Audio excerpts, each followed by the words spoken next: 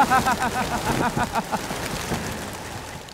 I'm Thomas. We're on the outskirts of Beijing, and $1 million worth of pigeons just flew over my head on their way back home.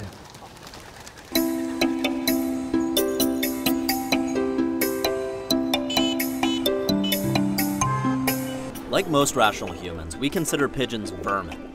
Flying bird shit dispensers who spread disease and antipathy wherever they fucking land. Here in China, they take a slightly more progressive view of the pigeon. 20 years ago, it was sort of a poor man's delicacy, but now with the new Chinese economy, it's become a rich man's plaything. Instead of spending their money on wine and cars, Beijing's new billionaires are spending hundreds of thousands of dollars on racing pigeons. The same flying rats we kick in New York have been turned into luxury goods, with pigeons auctioning for up to $330,000 per bird, which has turned pigeon racing from an old man's hobby into, if not the sport of kings, at least the sport of China's young princelings. Billy from Vice China is going to help us guide our way through the sort of ritzy underworld that is Chinese pigeon racing.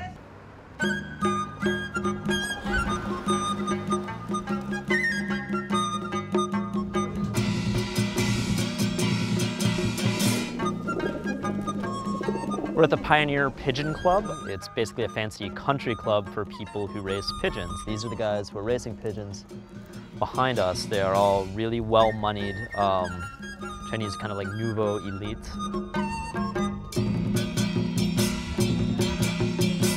If China's upper crust looks a little, well, murdery, it's for good reason. There really isn't an old money here, considering they just started capitalism 30 years ago. Everybody who's rich now got rich on their own, and often through less than savory enterprises.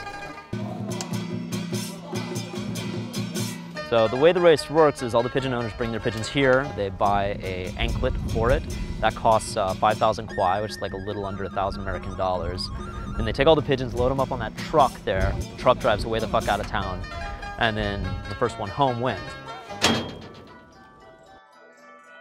Once they get to the launch site, the pigeons are released en masse and use their homing instincts to fly back to their individual roosts.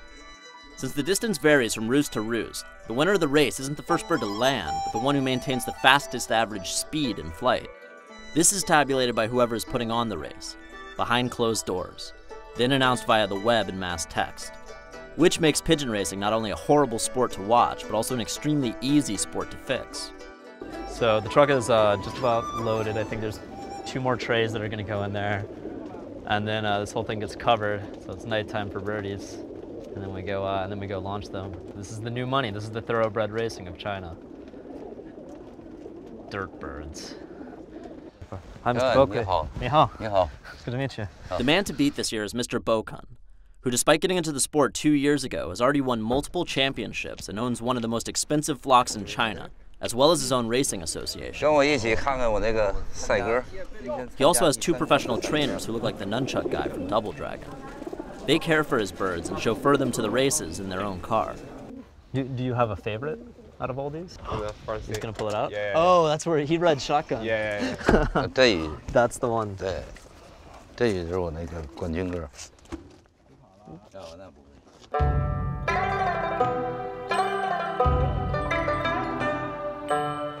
After registration, Mr. BOKUN invited us over to his modest 10th and 11th floor walk-up to see where he keeps his championship breeding flock. 然后我太太也是为你们那个准备一些纪念的，到中国之行吧，纪念品。这个烟呢，是送给你们几位，好，啊，谢谢。做个纪念。啊，邓小平应该是当年这个瓷器呢，也是代表中国一种文化吧。 是我的这个奶奶送给你们摄制组做个纪念，中国之行的纪念吧。Thank you very much. This is your hospitality and generosity are kind of in surfeit. 这是我的种鸽房。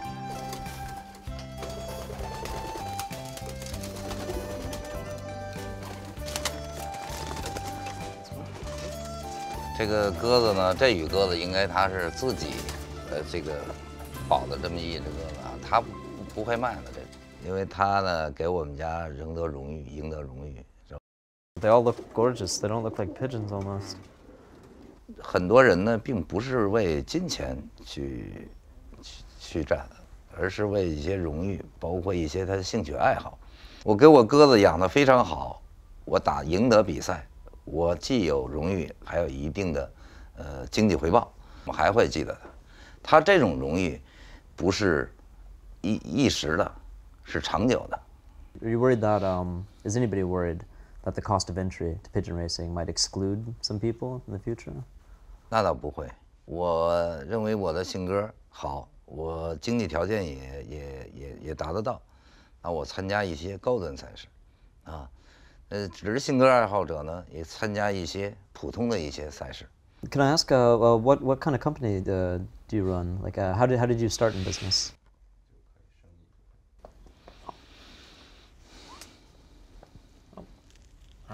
Thank you. 谢谢。你呢？谢谢。我的企业主要是现在还是以着这种休闲产业为我们的一个发展目标。休闲产业呢，一个是休闲体育产业，现在就是一个是高尔夫。 While modesty, or perhaps the much-repeated honor, kept Mr. BOKUN vague about the source of his riches, he's in essence the very model of a Chinese self-made man. After ascending the ranks of the local Communist Party, he brought a number of lucrative development contracts to his neighborhood, changed his original surname of Hong to the more elegant BOKUN, and set to work building his fiefdom of leisure, which includes the country club I'm currently shagging balls at. Oh, jeez. 他一看就不像会打的。 We're just riding to a country club now with Chinese ex-gangsters, grandmother's wedding vase. Feel like we might have bit off a little more than we can chew with this pigeon racing. Mr. BOKUN is what Beijingers call an old brother, which is a friendly sort of honorific like good old boy, but also a loose demonym for the Chinese underworld. Later that day, Mr. BOKUN took us for a multi-course lunch with his wife and business associates at a fancy restaurant featuring one of the largest Lazy Susans I've ever plucked food from off of. So what's this area called? 他是那个电视台的主持。美国中央。咱们来，下面拿几杯。啊，欢迎你。Thank you. 啊，拍这片子有一苍蝇。Fly swatter. 哦，掉下来了哈。没有这边呢。让他先停一下吧。先让他先停一下。让他先停一下。哎 they want to kill the fly, so. Yeah. Oh, 这放在这儿。so this fly's lineage must be very impressive. 给我。 This isn't just like an ostentatious display of wealth, this is genuine excess. We just left like 3 or 4 full meals on that table, slowly revolving. I feel like a lot of this has been geared towards impressing us and or intimidating us. And it's kind of working.